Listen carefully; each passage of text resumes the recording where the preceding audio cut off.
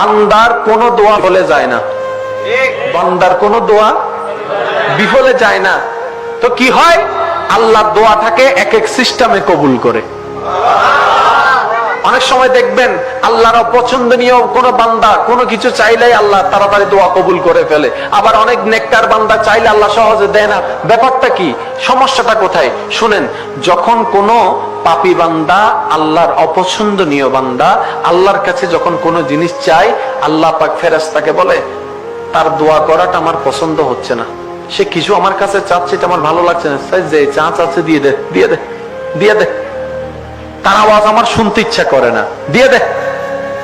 আর যার আওয়াজ শুনতে ইচ্ছা করে, যার দোয়া শুনতে ইচ্ছা করে, যার কান্নাকাটি আল্লাহ দেখতে ভালো লাগে, সে চাইতে আছে আল্লাহ দেয় না।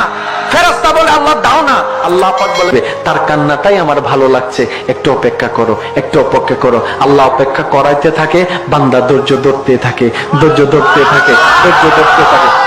একজন এসে বলে ওই কাফের দোয়া তো কবুল হয়েছে, তুমি কেমন নামাজি হলা, ওই কাফের দোয়া তো কবুল হয়েছে, তুমি কেমন রোজাদার হলা, কেমন আল্লাহকে ডাকনেওয়ালা হলা, তারটা কবুল হয়ে গেল, তোমারটা হচ্ছে না, নিশ্চয়ই আল্লাহ তাকে ভালোবাসে, তোমাকে ভালোবাসে না। তখন ইমানদার বলে তুমি আল্লাহকে নামে চিনেছো, এখনো বুঝতে পারো নাই, আমার আল্লাহ যাকে ভালোবাসে তাকে কষ্টও বেশি দেয়, ধৈর্যও বেশি বাড়ায় দেয়। সুবহানাল্লাহ। আল্লাহ ভালোবাসলে কি দেয়, আরো জোরে বলেন না।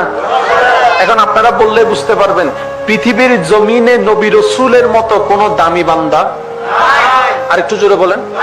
এখন একজন নবীর জীবনী দেখান যে নবীর জীবনে